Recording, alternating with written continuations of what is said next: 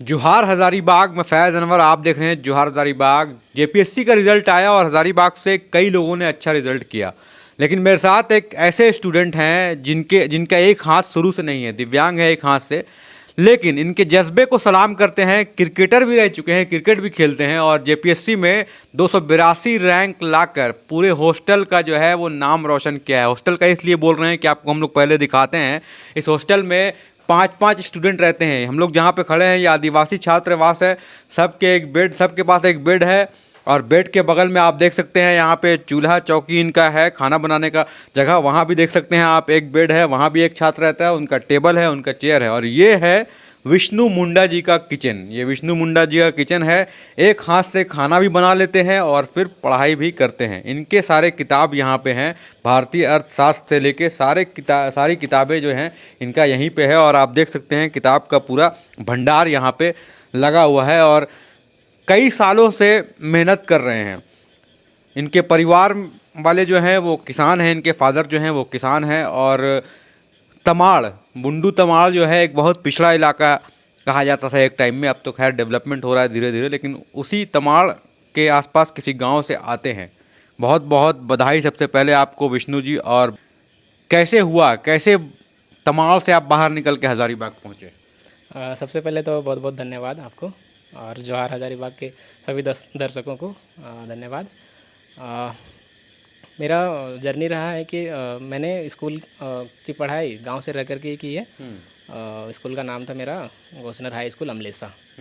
तो मेरे गांव से करीबन 2 किलोमीटर का डिस्टेंस है, वो पैदल ही आना जाना होता था। अच्छा। उसके बाद 10वीं तक वहीं से मैंने पढ़ाई की और आने जाने में मैंने साइकिलिंग भी सीख ली थी। अच्छा। साइकिलिंग भी सीख ली थी और साइकिल से ही आना जाना 10वीं तक मैंने की है। उसके बाद 12वीं कक्षा की पढ़ाई के लिए इंटर में गांव के पास ही है सलगाड़ी, तमाड़ इंटर कॉलेज सलगाड़ी तमाड़। वहाँ पे भी मैंने साइकिलिंग करते हुए ही 2 साल गुजारा है और इंटर भी कंप्लीट किया है। तो सारा कुछ एक हाथ से अपना चला लेते हैं, सीख लेते हैं। सीखने में दिक्कत हुआ ऐसा क्या? नहीं, उस टाइम पे ऐसा थोड़ा सा जज्बा होता था। हम लोग का ऐसा फ्रेंड सर्कल होता था कि सब लोग को सीखना है, तो मैं पीछे नहीं हटता था।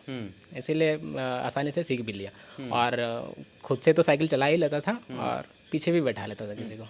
कभी ऐसा लगा परिवार में कि मतलब आप आसपास के लोग कि आपका एक हाथ नहीं है, आप बाकी लोग के बराबर नहीं हैं, लेकिन आपने जेपीएससी निकाला, ऐसा लोगों ने सोचा था अपने गांव में जब ये न्यूज़ गया आपके घर में? तो हाँ, ऐसा थॉट तो आता ही है क्योंकि बाहर से जो देखते हैं वो थोड़ा सा कैसे बोलो कि अपने से तुलना अगर वो लोग करते हैं तो मेरे को थोड़ा सा कमज़ोर महसूस करते होंगे।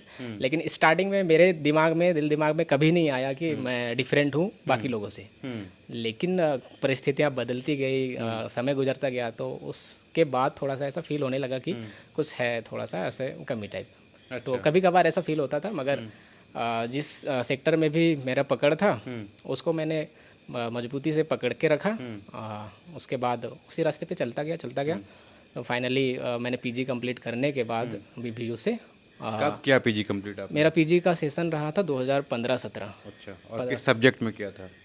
आर्ट्स से ही, हिस्ट्री ऑनर्स रहा था, तो उसी से मास्टर डिग्री भी मैंने ली। 2017 के बाद सर से गुरु आईएएस एकेडमी मेरा कोचिंग रहा था, वहाँ पे मैंने एडमिशन ली। अच्छा। उसके बाद से ये जर्नी अब तक चल रहा लगातार है। 8 साल तक आप लगे रहे इसमें? हाँ, बिल्कुल इसी में लगा रहा। ये मेरा दूसरा अटेम्प्ट में मैंने फाइनली क्रैक कर लिया और 282वां स्थान मैंने हासिल किया है और सर्विस मुझे मिली है जेएएस, झारखंड एडमिनिस्ट्रेटिव सर्विस। तो पता चला कि आप क्रिकेट भी खेलते हैं, तो कैसे टाइम निकालते थे? पढ़ाई कब करते थे और क्रिकेट कब खेलते थे? पढ़ाई के दौरान क्रिकेटिंग कम रहा, क्योंकि यहाँ पे आने के बाद उतना ज़्यादा क्रिकेट नहीं होता था। जैसे संडे को खेल लिया और पढ़ाई के दौरान ही डिपेंडेंसी घर पे कम करने के लिए होम ट्यूशन देने लगा। अच्छा, ट्यूशन पढ़ाते भी हैं आप? हाँ। अच्छा। जहाँ तक मेरा पैदल यात्रा हो सके, यानी ये वाला जो हम लोग के बगल में है पुलिस लाइन, पुलिस लाइन में 2 बच्चों को पढ़ाता हूँ। उससे पहले एक 8 क्लास की बच्ची थी, उसको 8 क्लास से लेकर के 10 तक मैंने उसको पढ़ाया 2 साल। अच्छा, तो मतलब अपना खर्चा निकालने के लिए आपने काम करना शुरू कर दिया? हाँ, तो उस तो घर दौरान में क्या है, मतलब फादर क्या करते हैं? और फादर मेरे सिंपल से किसान है, बोल सकते हैं सीमांत किसान एक वर्ड आता है। तो अपनी जीविका के लिए वो खेती पे डिपेंड रहते हैं, यानी हमारा पूरा परिवार खेती पे डिपेंड। और जैसे सीजनल हो गया, खेती का टाइम ख़त्म हो गया, तो पापा ऐसे मजदूरी टाइप भी चले जाते थे बाहर काम करने के लिए, जैसे होता है आजकल। जैसे मान लीजिए दूसरा स्टेट किसी भी कंपनी में कोई हायर कर लेके चले जाते हैं, तो उस तरीके से भी मेरे पापा किए हुए हैं। जमशेदपुर में ज़्यादा समय गुजारे हैं नाइट गार्ड के तौर पे। अच्छा। और माँ मेरी गृहिणी है। और आपके परिवार में आपके भाई या बहन कौन? हम 3 भाई बहन हैं। मेरे से बड़ी दीदी हैं, वो ग्रेजुएट हैं, शादी हो गया उनका।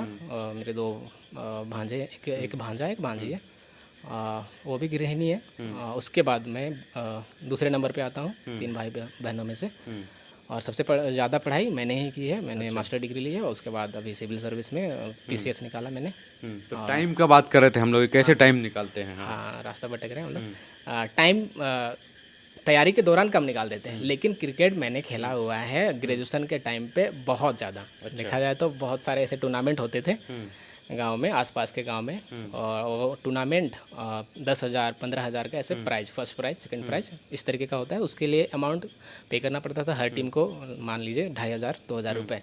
तो इस आधार पे आप मेरा क्रिकेट स्किलिंग तुलना कर सकते हैं कि कोई भी टीम अगर पैसा लगा रही हो, वो प्राइज मनी जीतना है, तो कमज़ोर खिलाड़ी को नहीं सिलेक्ट करता है कप्तान आपका। मतलब आप हम लोग के टाइप खेलते हैं, मतलब बाकी लोग के जैसे जिनका सब कुछ ठीक है, हाथ पैर ठीक है, वैसा आप खेलते हैं? हाँ, जिस वक्त मुझे ऐसे मैन ऑफ द मैच भी मिला हुआ था, तो ऐसे हाँ जी हाँ, मेरी बॉलिंग को लेकर के मैन ऑफ द मैच मिला हुआ था। तो उस टाइम पे मैंने बोला था, क्योंकि मेरा बाइट लिया गया था, तो मैंने बोला I want to play cricket like 200 players. अच्छा, क्या बात है। तो देख सकते हैं क्रिकेट में भी ज़बरदस्त कर रहे हैं।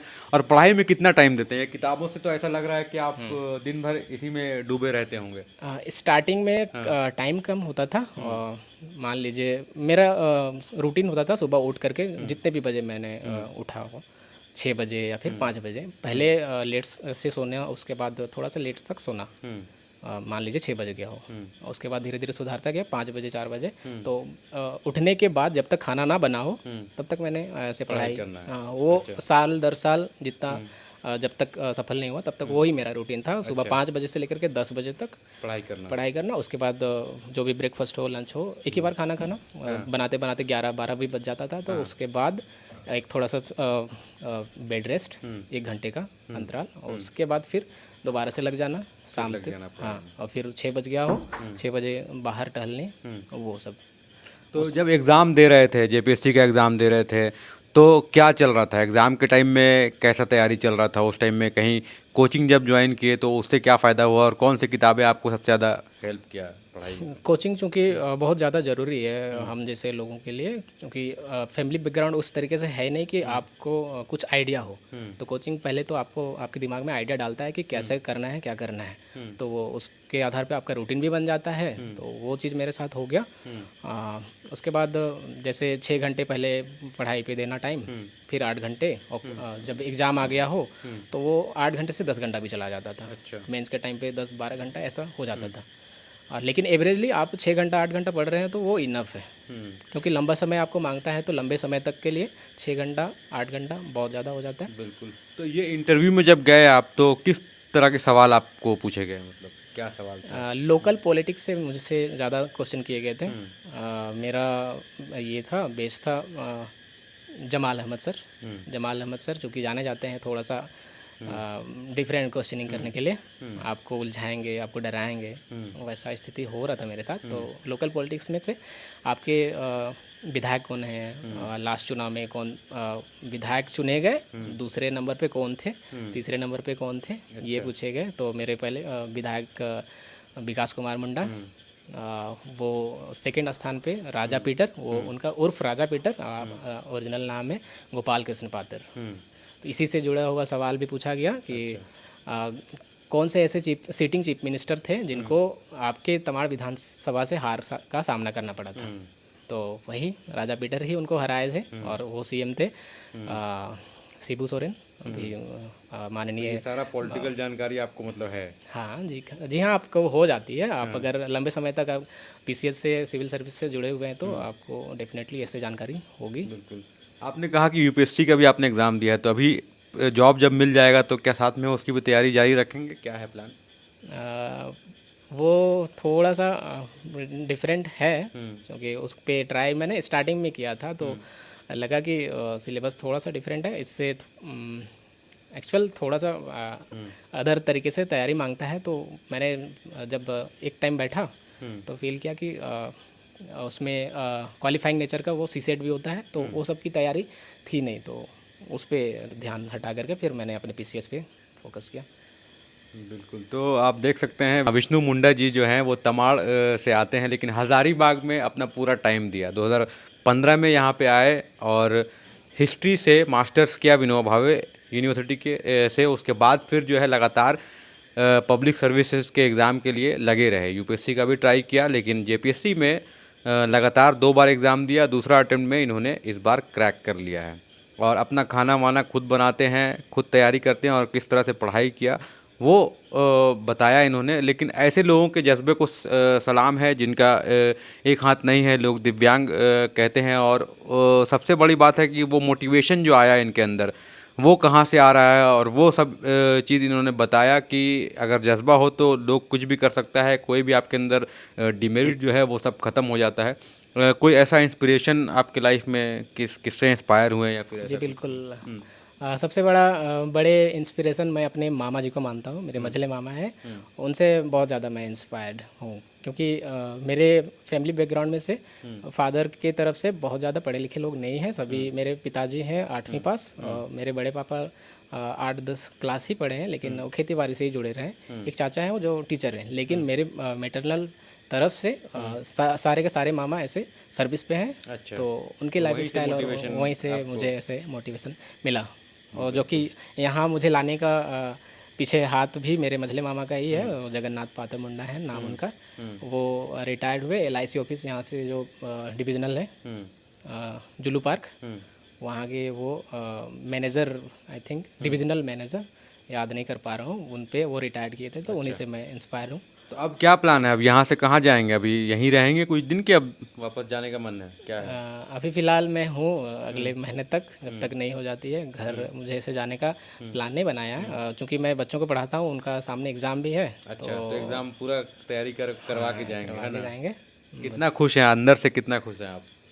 अंदर से बताया नहीं जा सकता है, वेरी हैप्पी। जैसे ही रिजल्ट आया मान लीजिए, तो कितना बजे पता चला, फिर क्या किए आप? हाँ, आज का दिन कैसा रहा मतलब? आज का दिन इन्हीं सब चीज़ों से गुजर गया। सुबह 4 बजे पता चला मुझे, और मेरे ही सहपाठी ही रहे थे पिछले जेपीएससी में, उनका डीएसपी में उनका चुनाव हुआ था। अच्छा। दिवाकर सर नाम उनका, दिवाकर कुमार। हाँ। और उन्होंने मुझे सबसे पहले बधाई दी, उन्होंने ही नींद से जगाया कि विष्णु जी आपका रिजल्ट हो गया है, आपको बहुत बहुत बधाई। तो 4 बजे वो जगाए वो मेरे को। उसके बाद से वो बधाई का ताता सिलसिला चलता रहा। और सनी एक भैया हैं, उन्होंने भी बधाई दी, वो भी सिलेक्टेड है लास्ट जेपीएससी में, उनका हुआ है। तो पिछला जेपीएससी अच्छा परफॉर्मेंस होता था, लेकिन कुछ चीज़ों की वजह से मैं सिलेक्ट नहीं हो पाया 7th to 10th वाले पे। लेकिन लोगों को, मेरे आसपास के जितने सारे कलीग्स रहे हैं, जितने सारे फ्रेंड हैं, उन सबको विश्वास था कि मेरा हो जाना है। तो तैयारी अगर इस तरीके से होता है, तो आपसे ज़्यादा आपके आसपास के लोगों को ज़्यादा कॉन्फिडेंस हो जाता है कि इनका डेफिनेटली होना है। तो आपके जो रूम में 3-4 लोग हैं, वो लोग भी जेपीएससी की तैयारी कर रहे हैं? इस रूम से 2 लोग हम लोग हैं, और एक निरंजन कुमार जी हैं, राव जी हैं, वो करते हैं। वो मेरे से बाद से वो ज्वाइन किए हुए थे, तो इस बार वो दिए हुए थे, लेकिन उनका हुआ नहीं। पीटी नहीं हुआ था आई थिंक। बिल्कुल। तो देख सकते हैं इसी रूम से 3-4 लोग एक साथ रहते हैं।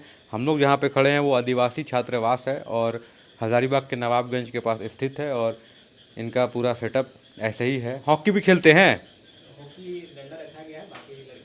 हाँ, तो ये सारा इनका सेटअप है। खाना वाना रोज़ बनाते हैं और तैयारी भी करते हैं, और एक कीर्तिमान आप कह सकते हैं कि इन्होंने रच दिया है। JPSC, Jharkhand public service commission, बहुत बड़ा एग्ज़ाम होता है झारखंड में, जिसमें सिर्फ 300 कुछ लोग ही सिलेक्ट हुए हैं इस बार, और कई लाखों लोग एग्ज़ाम देते हैं। सबका सपना होता है कि जेपीएससी या यूपीएससी निकाला जाए, हर छात्र का सपना होता है। उसमें एक सपना अपना खुद विष्णु मुंडा जी ने पूरा किया है। बहुत बहुत बधाई आपको, और इसी तरह से आगे बढ़ते रहिए। बहुत बहुत धन्यवाद। आप देख सकते हैं ये मेरा किचन है छोटा सा, जिस पे मैं अपने खाने का प्रबंध खुद कर लेता हूँ, बनाने से लेकर के मार्केटिंग करने तक का। अगर मान लीजिए ये प्याज ही है तो इसको इस तरीके से काटना, प्याज ये हो जाता है।